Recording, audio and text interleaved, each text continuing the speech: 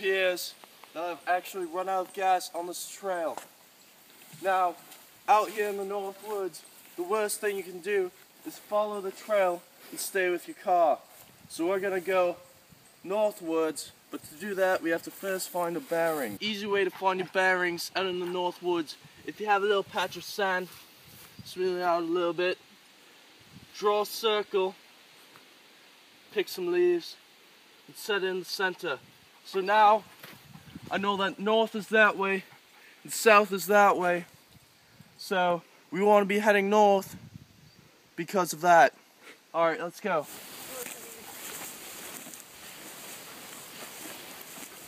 So right here, I just found this plant, which is actually quite common in the North Woods. It's called the mini spruce, as you can see by its serrated leaves, and if you actually crush it up, it smells delightful. So I'm going to take a few of these because you can actually make tea out of them, and it's actually considered a luxury for the North Woodsman. Look at what I found here. Now, right here is actually good old northeastern Wisconsin rock bluff. Thousands of years ago, these were carved out by glaciers.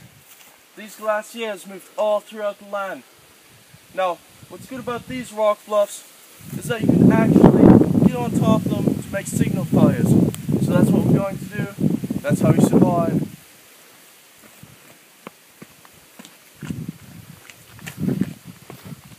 One thing you want to make sure to be careful of up here on these rock bluffs are all these little cracks and crevasses. I actually know a couple who a few years ago actually broke their ankles in one of these crevasses. And it took them 7 days before a signal chopper could find the bodies. They died. Now the sun's almost going down, and what we have to do first is make a shelter. And to do that, I actually found over here 2 trees that I can actually make a nice little teepee out of. But first I need to find some little twigs and sticks to make the signal fire right here. This would be a good place to set up camp.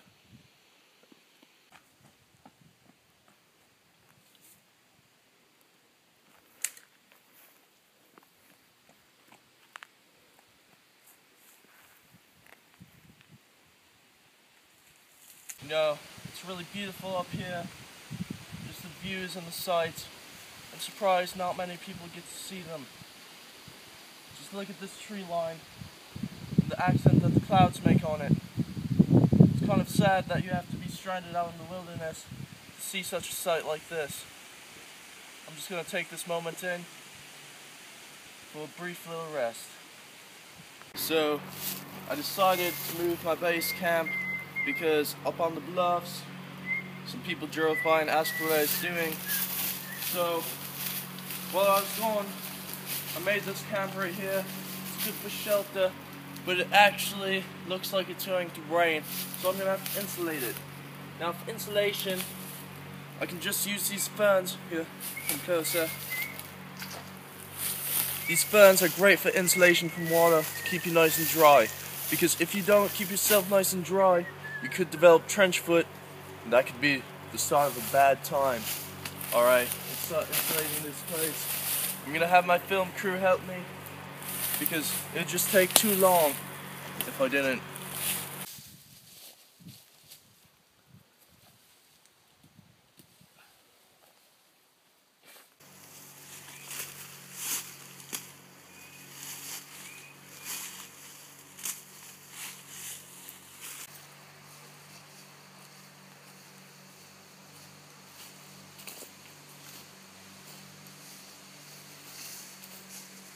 Get the other side.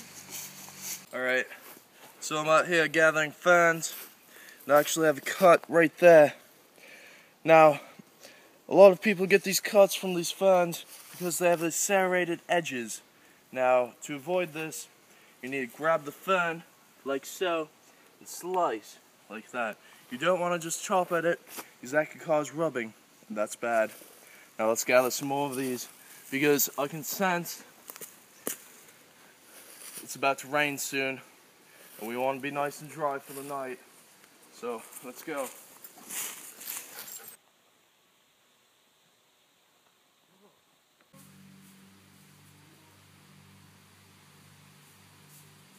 I just insulated my quick shelter with all these fans that should keep the water off me for the night if it does start to rain. But I also have all this natural insulation from the trees right above me. Now I can just sit in here, have a nice cup of tea, and calm down. First we have to make a fire. Right here, I think would be a good place to make a fire. So let's get to it. And to do that, I need to find first tinder, then kindling, and I need some big branches like this. So let's go find some tinder. Right here, I just found a birch tree. Now, this bark is very good for starting fires due to the natural oils that you can find inside. So I'm going to gather some of this as some tinder to start my fire. Second thing you want to find for your fire is kindling. Kindling can be any part of dry wood that you find in the area, such as twigs, bark, or anything like that. This will get the fire going and give it a little bit of fuel. So I'm going to go ahead and try to find some more kindling, and then after that we need the big stuff. So let's go. Alright, when I was out looking for kindling, I found this right here. It's actually called poison oak. Now, this stuff can be the difference between life and death. So I'm going to show you how to survive it if you do get some on you. Alright, so I'm rubbing this all up and down my body. This will sting in a few minutes, and it could possibly cause trauma and put me into shock. So now, I just use this up. Now we have to go and find the cure. Right, so it appears that I found the cure for this stuff. It's just eating away at my body right now. But, this stuff burnt. But right here, these leaves are natural killers of this bacteria and chemicals. Because inside there's a fluid that helps with this stuff. So what you want to do is crumple it up in your hands and rub it all around your skin and the affected area. I can already feel it beginning to itch less, but it will take a couple of days for it to finally cure. Alright, now I can go out and find some more stuff to start this fire. So I am right now in my shelter. I'm trying to build a fire pit. Now, it's essential that you have a good fire pit because you don't want it to burn the shelter down around you. You want it to keep you warm and fend off predators. So I'm just using this stick right here to build a little indent into the mud.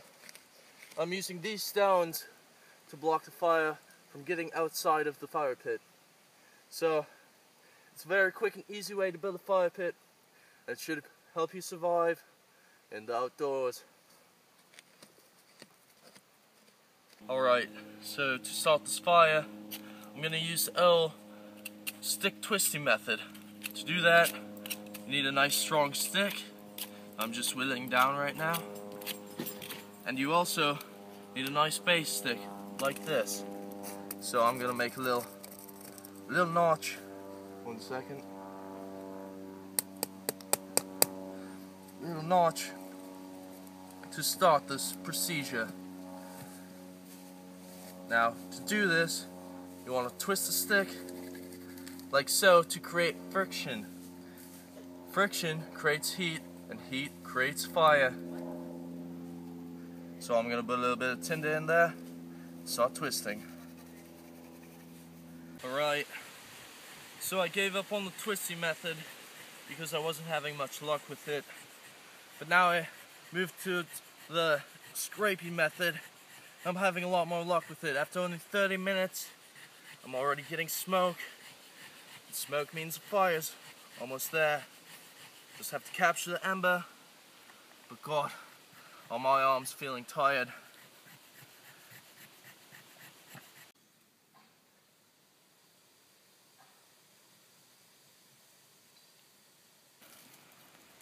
I'm just gonna feed it with some tinder.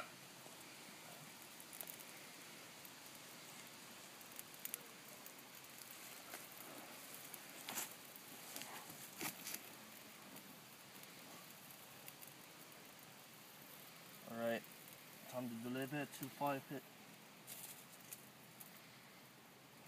Now you don't want to smother the fire. Here, come in here. Just want to feed it little by little.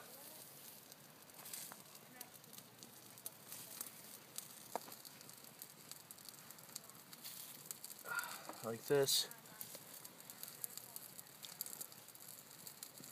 After you get a steady flame, start delivering little twigs in, like so.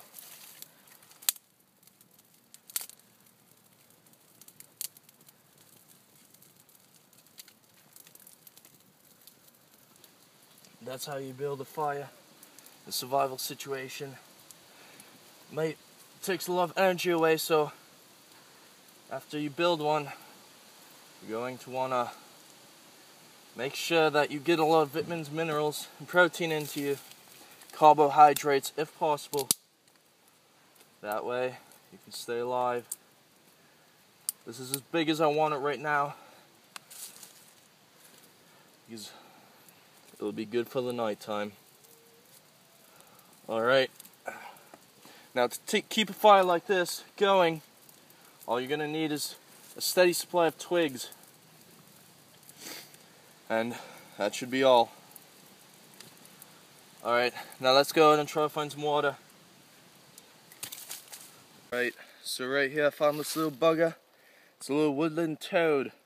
He's actually full of essential vitamins, minerals, and a lot of protein, so it'll keep me running. I'm falling dry on protein. So now, what you want to do is you want to grab the little bugger by its legs, bite the head off.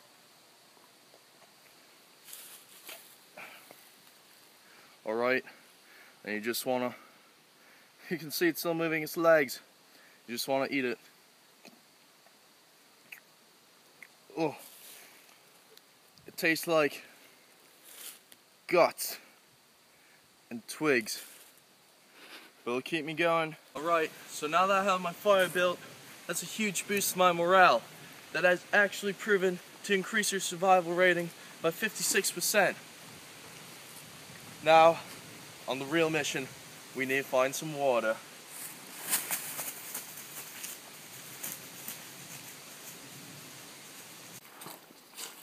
Alright, so right here I found a little stream, but it's not moving as fast as I'd like, so I don't know if it's fresh or not. So I'm just going to avoid drinking this water, and hopefully I'll find some other water. Okay, come here. Okay, I came across an old abandoned roadway. Now roadways like these are inhabited by dangerous creatures known as hicks. You want to avoid these roadways at all costs. God, I don't even feel safe here right now. Let's go into the woods.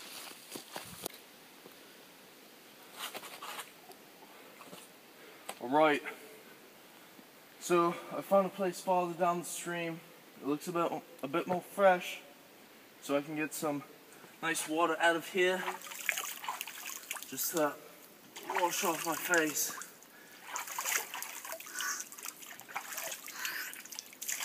Alright, so I'm running a little bit dry on food, so I'm going to show you how to make a simple bow and arrow out of a simple piece of wood and some vines. So what you're going to want to do is fasten these together. You're obviously going to want a lot more vines, and then you'll have your bow and arrow. So I'll show you how to do that. So now you have your bow and arrow. Let's go and get hunting. Alright, come on.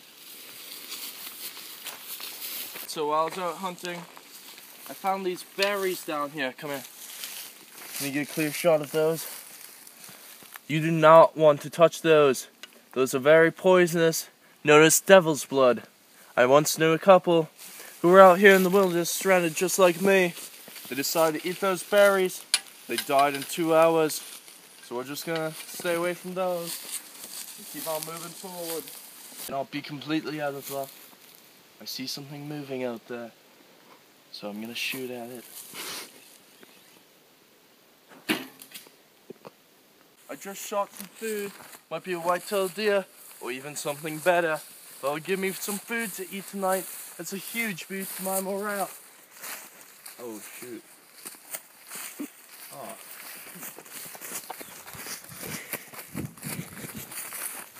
It appears that I've shot an old abandoned boy out here in the wilderness. So in a situation like this, you want to leave the arrow in the body, alright? If you leave the arrow in the body, they'll not allow the blood to travel outside. First, you need to check the airway by tipping the mouth up. Check for a pulse and breathing. Alright, he appears to be breathing. We do not have an AED on site, so I'll have to do this all manually. Alright. Oh! Right here is an actual antibacterial plant that can be used to help him stop the bleeding. So, ready? Oh, God. Oh. Alright. We're gonna have to put that on there. Are you okay, sir?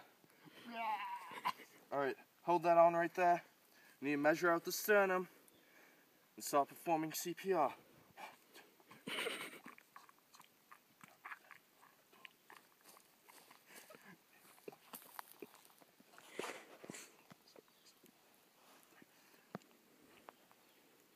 Are you okay, sir? He's alright. Alright, so a friend Ty here is going to be joining our survival team, but he cannot travel in this condition, so we are going to have to stop the bleeding and have it clot. So what you can do, take your trusty knife, make a slit in your shirt, like so, and just rip it across horizontally, like so. Shoot. Alright. There we go. Horizontally. Horizontally. Horizontally. Just gonna wrap this around Ty and put some natural padding in there to help stop and clot the blood. There. Now just tie it off in the back and he'll be good to go to survive with us. Right there. There. Now you can see he's all safe and sound. Now that we have Ty safe, it's ready to head back to base camp because now we have water and fresh food. Let's go. A way to stay safe in the woods and not hit anybody with arrows is to make sure you know what you're aiming for and know what you're hitting. I obviously did not do it with Ty, but we'll make sure that he's safe and sound. Back at base camp. Let's go. Are you filming this?